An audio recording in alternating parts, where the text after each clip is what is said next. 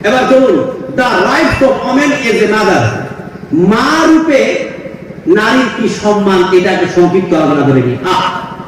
নারীর কোটা অধ্যায় বলেছিলাম তিনটা, নারী প্রথমে কন্যা, তারপরে স্ত্রী, তারপরে মা। এই মা হচ্ছে খুবই গুরুত্বপূর্ণ একটা অধ্যায়। মা রূপে নারীর সম্মান আর মর্যাদার কথা জানতে চান, প্রথমেই আপনাদের সামনে কোরআনের একটি আয়াত রাখবো। আল্লাহ রাব্বুল আলামিন বলেন, ওয়া কাদা রাব্বুকা আল্লা তা'বুদু ইল্লা ইয়্যাহু ওয়া বিল ওয়ালিদাইনি ইহসানা। আল্লাহ রাব্বুল আলামিন ফয়সালা করে দিয়েছেন, তোমরা তোমার রবির এটা ভিতরে কিছু খবর লাগবে, কেউ বলবেন আমরা দিচ্ছি, যদি উঠে জানতে আমাকে পেশাব করে চলে আসুন। আল্লাহ রাব্বুল আলামিন ফয়সালা করে দিয়েছেন, তোমরা তোমার রবের ইবাদত করো, রবার বান্দেগী করো, উপাসনা করো, এবং তারপরে পরে তোমাদের মাতা পিতার সঙ্গে সদ্য ব্যবহার করো।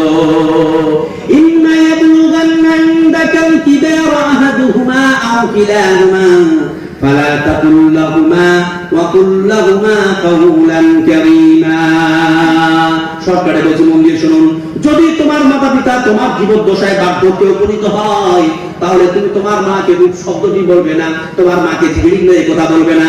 যখন তোমার মায়ের সঙ্গে তুমি কথা বলবে, তখন নম্রতার সঙ্গে কথা বলবে, তখন তুমি নরম ভাবে কথা বলবে, সহনশীল ভাবে কথা বলবে।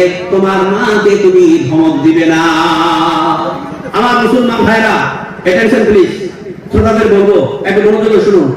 স্টেজে কথা বলবেন না, কারণ আমার কানে আওয়াজ আসলে কিন্তু আমি ডায়লগ হয়ে যায়। মন দিয়ে শুনুন, আপনি যত একাগ্রতার সঙ্গে শুনবেন, আমার মনোযোগ ততটা বাড়বে। একটা কথা মাথায় রাখবেন, আল্লাহ পাক নিজের ইবাদতের পরে পরে মা বাবার সঙ্গে সদ্য ব্যবহারের আদেশ করেছে, মা বাবাকে ভালোবাসতে বলেছে। বিশ্বাস করুন আমার মুসলমান ভাইরা, যার মা নেই সেই কেবলমাত্র বুঝতে পারে যে মা হারা ব্যথা কত, মা হারা ব্যথা কত, বেদনা কত, যন্ত্রণা কত, সেই কেবলমাত্র বলতে পারবে। কিন্তু যাদের ঘরে মা আছে, যাদের নসিবে, যাদের কপালে এখনো মা আছে, তারা কিন্তু বলতে পারবে না যে মা কত বড় একটা নিয়ামত। বিশ্বাস করুন, আমার মা বেঁচে আছে, কিন্তু আমার মা হচ্ছে শ্বাসকষ্টের পেশেন্ট। জানি না কখন আমার মা এই পৃথিবী ছেড়ে আমার কল খালি করে চলে যাবে। যে সমস্ত আমার ভাইয়েরা এখানে বসে আছেন, এমন অনেক আমার ভাই থাকতে পারেন, এমন অনেক আমার মা থাকতে পারেন, বোন থাকতে পারেন, যারা মাকে হারিয়েছে। আরে মা এমন একটি সম্পদ, এমন একটি নিয়ামত, যাকে দুনিয়ার সবকিছু শেয়ার করা যায়, যাকে কষ্ট শেয়ার করা যায়, যাকে আনন্দ শেয়ার করা যায়। একটা মানুষের নারায়ে তাকবীর, আল্লাহু আকবার, আল্লাহুম্মা সাল্লি আলাইহি, আল্লাহুম্মা বারিক আলাইহি। আপনারা ঘুমিয়ে গেছেন নাকি? না ঘুমাবেন না কেউ? শুনুন, মন দিয়ে শুনুন, কেউ ঘুমাবেন না। মা এই ডাক্তার মধ্যে মধু আছে, এই ডাক্তার মধ্যে মধু আছে। যখন কেউ মা ধরে ডাকে, নিজেরও মন ভরে যায় আর মায়ের মন ভরে যায় যখন সন্তান তাকে মা বলে ডাকে। একটা ছেলের মা চলে গেছে, মা মারা গেছে, মা চলে গেছে, তার বুক খালি করে সে বুঝতে পারতেছে যে মা তুমি চলে গেছো, আমার বুকটাকে তুমি উজাড় করে চলে গেছো। মা আমি তোমাকে থাকতে পারি না, মা তুমি বিহীন যে আমি কত একা হয়ে পড়েছি, আমি কেবলমাত্র বুঝতে পারছি। তো যুবকটা তার মাকে স্মরণ করে বলছে, মা গো, ও গো মা, প্রিয় মা, আমার মা, মা গো, ও গো মা, প্রিয় মা, আমার মা। চলে গেছো তুমি বহু দূরে, কেন গেলে তুমি বলে গেলে না, মা গো, ও গো মা, প্রিয় মা, আমার মা। চলে গেছো তুমি বহু দূরে, কেন গেলে তুমি বলে গেলে না মা গো, ও গো মা, প্রিয় মা, আমার মা। আছো তুমি জান্নাতে মহা সুখে, আমার চোখের জল মুছে দেবে কে, মা গো, ও গো মা, প্রিয় মা, আমার মা। নারায়ে তাকবীর। আমার মুসলমান ভাইরা, আমি বলতেছিলাম যে মায়ের সঙ্গে শব্দ ব্যবহারের কথা কে বললেন? আল্লাহ তাআলা পবিত্র কোরআন কারীমের মধ্যে বলেন। একটা হাদিস বলছি, মন দিয়ে শুনবেন। একজন সাহাবী রাসূল সাল্লাল্লাহু আলাইহি ওয়াসাল্লামের কাছে এসে বলছেন, মান আহাক্কু বিহুসনি সাহাবাতি ইয়া রাসূলুল্লাহ, আমার সহচর্যে সবচাইতে ভালো ব্যবহার পাওয়ার অধিকার কে রাখে? রাসূল সাল্লাল্লাহু আলাইহি ওয়াসাল্লাম বললেন, উম্মুকা, তোমার মা। সাহাবী আবার প্রশ্ন করলেন, সুন্নাহ মান, তারপরে কে? রাসূল সাল্লাল্লাহু আলাইহি ওয়াসাল্লাম বললেন, উম্মুকা, তোমার মা। সাহাবী আবার প্রশ্ন করলেন, সুন্নাহ মান, তারপরে কে? রাসূল সাল্লাল্লাহু আলাইহি ওয়াসাল্লাম বললেন, উম্মুকা, তোমার মা। লোকটি আবার তৃতীয়বারের পর চতুর্থবার জিজ্ঞাসা করলেন, সুন্নাহ মান, তারপরে কে? আল্লাহ নবী বললেন, ক্বালা আবুকা, তারপরে তোমার বাবা। জোরে বলুন সুবহানাল্লাহ। অর্থাৎ রাসূল সাল্লাল্লাহু আলাইহি ওয়াসাল্লাম তিনবার মায়ের কথা বললেন আর একবার বাবার কথা বললেন। তার মানে কি? 3 ভাগ মা আর 1 ভাগ বাবা। তার মানে কি বাবার কোনো অবদান নাই সন্তানের জন্য? অবশ্যই আছে, কিন্তু মায়ের অবদান যতটা আছে ততটা কিন্তু বাবার অবদান নাই। মা একজন সন্তানকে মানুষ করার জন্য যত কষ্ট করে তত কষ্ট কিন্তু বাবা করে না। তার প্রমাণ আমি একটু বৈজ্ঞানিক পদ্ধতিতে আপনাদের দিয়ে যাই। আমার মুসলমান ভাইরা, আপনারা জানেন একটা মানুষ কখন মৃত্যুবরণ করে? বলুন তো, কখন?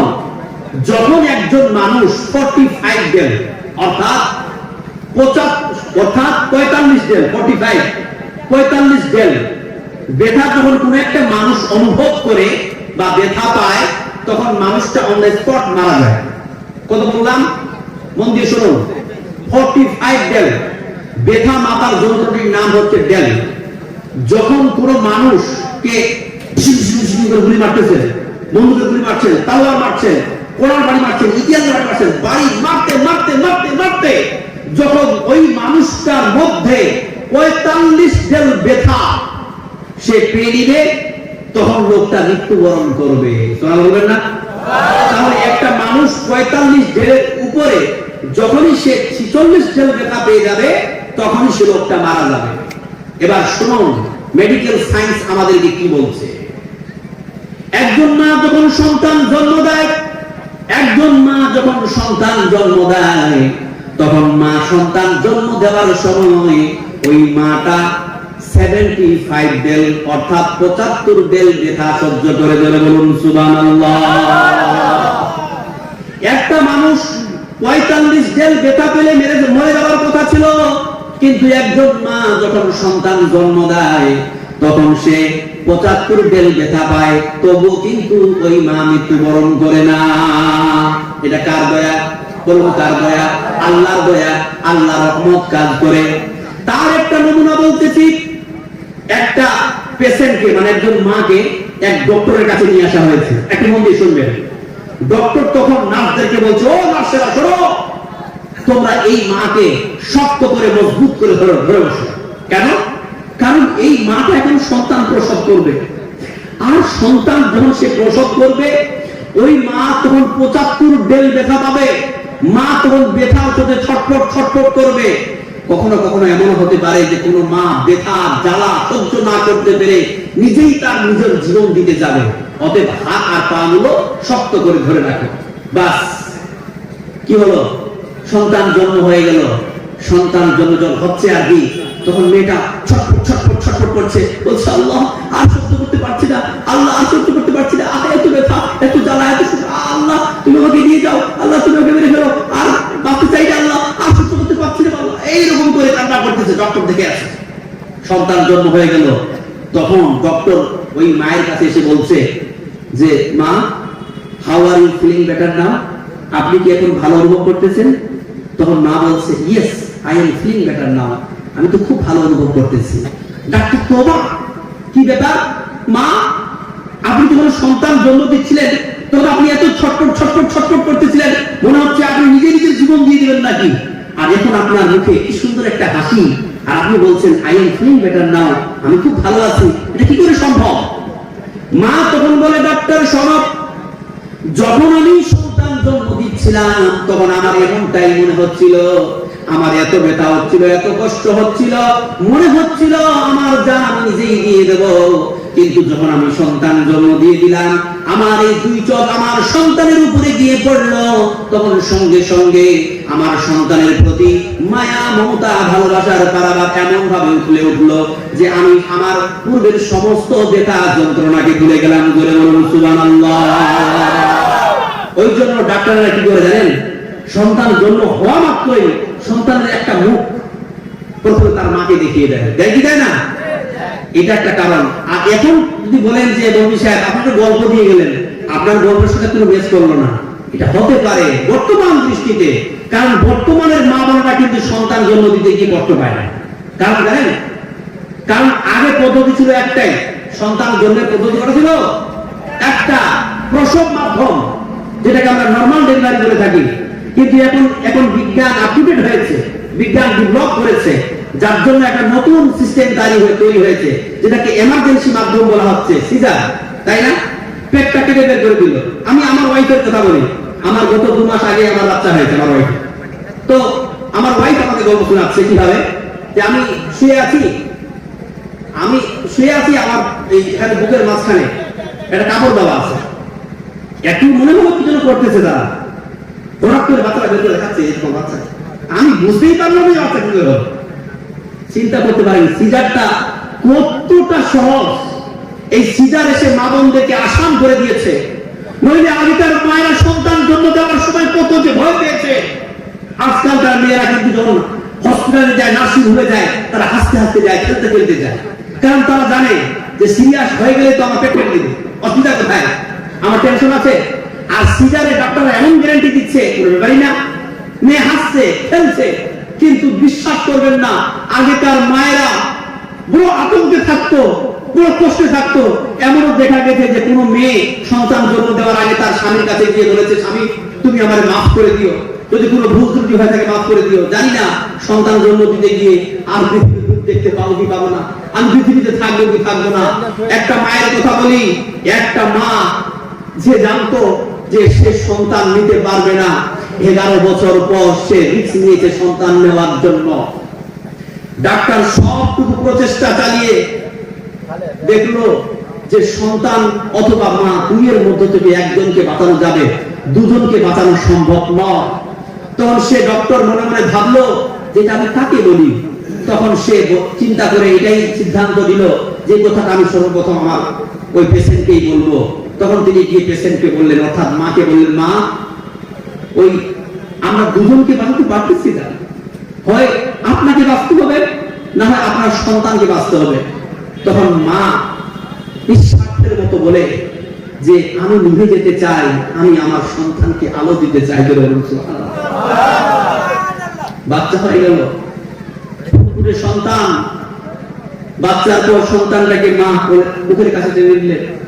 টেনে নেওয়ার পরে তার চেহারার দিকে তাকিয়ে আছেন, মা বুঝতে পারছেন আমি আর কয়েক মিনিটের মেহমান, এই সন্তান পৃথিবীর অপরূপ সৌন্দর্য, মায়া মমতা সব ত্যাগ করে চলে যেতে হবে।